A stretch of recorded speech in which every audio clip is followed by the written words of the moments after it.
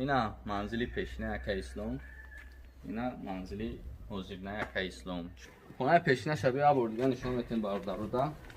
درون نمیدروین باردار برای که اکا اسلام خودش درون دا استراحت کنیسته. اینا اکا اسلام استراحت کنیسته. مثلا ندرورین درون. همجا اکا اسلام دام گفته سینا. السلام علیکم پدران، مادران، برادران و خواهران عزیز، خوش آمدید به کانال همنوا. با شما هستم علی اکبر. دوستان عزیز، ما خوشبختانه چیزی که در پشت ما میبینید یعنی شام برادر نیکروز علاقه کریشش زدیم و انشالله که باز هم اشراف‌تر و وقتی در آوردن یعنی که خونه که پیشینه بود و این خونه میکشونیم نصیب شد. همه این با دستگیری شما اولا با خواست خدا و با دستگیری شما این شد و ما هم اشراف‌تر برای باوری برای مقصد هر سومی که شما روان کردین ما هم اشرا دائمی رسپال میکنیم و البته که خداوند خیرتون بده، خداوند خیراتون قبول کنه. کریشش از این شکتور کردیم در تریزه همش هسته تحش کفل میگیریم بانیش نفتش رو این اشکایی که بالا را میبینید درون با کامیرا چی بالا را میگید مقصد همش رو تازه اکش رو این خیلی پیچگاه برای زمستان هست. انشالله همش با خوبتر میشه. این در این پلاستیکی برای بانیش هست. خیلی این هم قدر دست مومد کردیم با انشالله که چه که شما گفتین که مقصد با صفتش کنین اندوا که بعدش کتور میشه بعدش کتور با سفیدش میکنن شروع اینا خونه چه کل بچه تیار شد با وانش که وقت نشون میکنیم چه که میبینیم دوستان بیا که نیکروز این آورده رو اینجا بانیش میشه اینجا میورینش میشکنینش کافل پایانش بالا پلاستیک میشه پایان کافل میشه دوستان بالا پلاستیکه این تریزه برای خونشه همش داره. خیلی ما کارتا را میمونیم با یا بولجا میمونیم کارتا را با همین تمام میکنیم اون یک روز مقصد همین کارتا را همین اخیرون شد میمونیم که همین کمبودیوی که هسته مقصد خونی تمامش کنیم پراتر. خونه پیشینه شبیه آبردگان نشون میتین باردار رو دا درون نمیدروین باردار برای که اکا اسلام خودش درون دا استراحت کنیسته.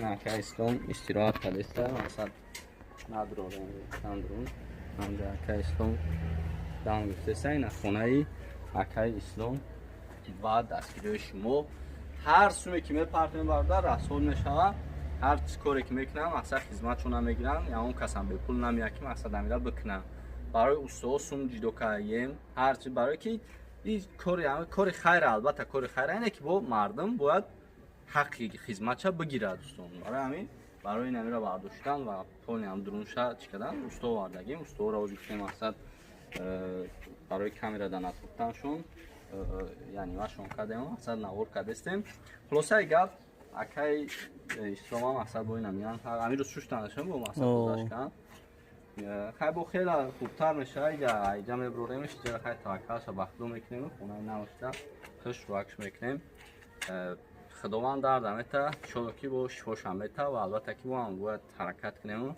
مقصد یک آدمی بیموره یک آدمی کم بیزدارته یک آدمی نودوره نو چیزا مقصد باید ما چکو کنیم بود اول و اخیر به خداوند و بعدا اون سبب میشیم که این همی اکای اسلام سو بینم خیلی خونه میشه.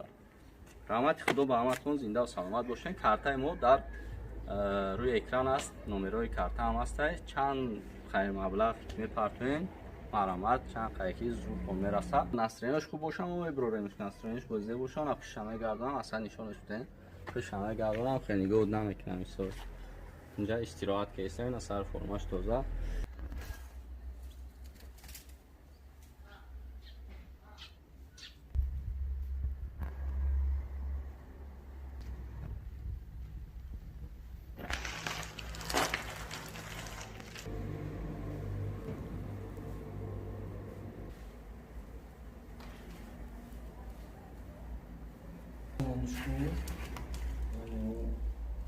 Manyak oturup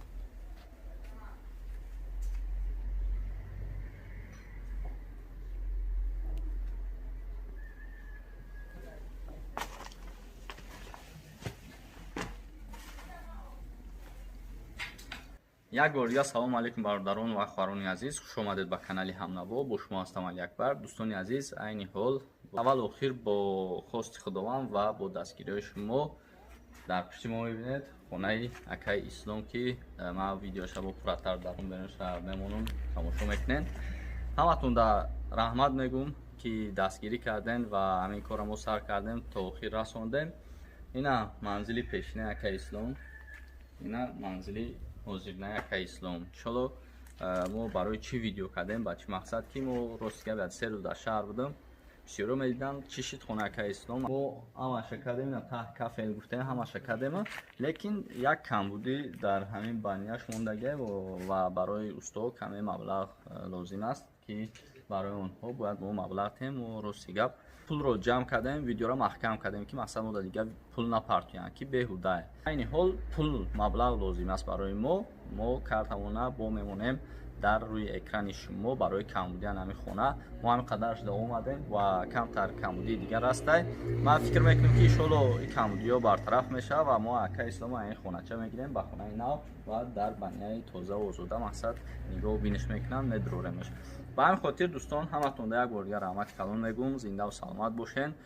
карта душанбестия дар ҳамин рақамҳое ки дар рӯи экран мебинед. худованд аз ҳамаи мо шумо розӣ бошад. ҳама барои пул кор мекунад, ҳама бепул ҳозир ҳеҷ кор намекунад, барое ки бепул кор кунӣ як кас намеёра як қопча орд ё ин ки рӯғанат бита. ба ҳамин хотир ҳама кору фаъолияташ бояд сумуша пардохт кунанд. ҳама ба ҳаққи худаш кор мекунад. ба ҳамин хотир ман хостам ки ҳамин видеоро кирма шумо бубинед. худоро шукр ки мақсади ҳамин қадар омадем, хонаи акаи Исломо тайёр кардем ва каме камбудӣ дорад, бартарафш мекунем ва аз ин хона ба ин хона гузаронданаш видео мекунем. акаи Исломо ҳозир дар дарун истироҳат кардааст. дӯстон аз нигоҳ кунед, боқӣ дар паноҳи худованд бошед. чӣ қадар маблағ мепартоед, парсан гирен. имрӯз ина бародаро ҷа банияш мешавад. ҷа меёренаш, мешавинаш. кафел поёнаша боло пластик мешавад. поён кафел мешавад дӯстон, боло пластика. трезаи барои хунашай ҳамаш хубтарай. хай мо картара мемонем, бо як бор дига мемонем картара ба ҳамин тамом мекунем. екрӯз мақсад ҳамин картара ҳамин охирон шай мемонем ки ҳамин камбудиҳое ки ҳастем мақсад ҳони тамомш кунем пурратар. ин акаи Ислом истироҳат кардааста, мақсад надурорем нандурун. ҳамҷа акаи Ислом дам гуфтеста. ина хонаи акаи Ислом ва дастгирии шумо. ҳар суме ки мепартоем бародар расол мешавад. ҳар чӣ коре ки мекунам мақсад хизматшо намегирам, ягон касам бепул намеяд ки мақсад ҳамира бикунам. барои устоо сум ҷидо кардем, ҳар чӣ барое ки кори хайра, албатта кори хайра ине ки бо мардум бояд ҳаққи хизматша бигирад дӯстон. барои ҳамин барои намира бардоштан ва пони ҳам дурунша чӣ кардан устоо вардагим. устоҳоро озир кунем мақсад барои камера да натуфтаншон, яъне машон кардем, мақсад навор кардастем. хулосаи гап акаи Исломо мақсад бо ина миян ҳамиро суштанашон бо мақсад гузашкан. хай бо хела хубтар мешавад. айҷа мебуроремш, ҷа хай таваккалша ба худо мекунем, хонаи навошта хуш вакш мекунем. худованд дарда мета, иншолло ки бо шифошам мета ва албатта ки бо ҳам бояд ҳаракат кунем. мақсад як одами бемора, як одами камбизоата, як одами нодора, ночиза, мақсад бояд мо чикор кунем бо дастгирии аввал охир ба худованд ва баъдан мо сабаб мешавем ки ин ҳамин акаи Ислом соҳиби ин хеле хона мешавад.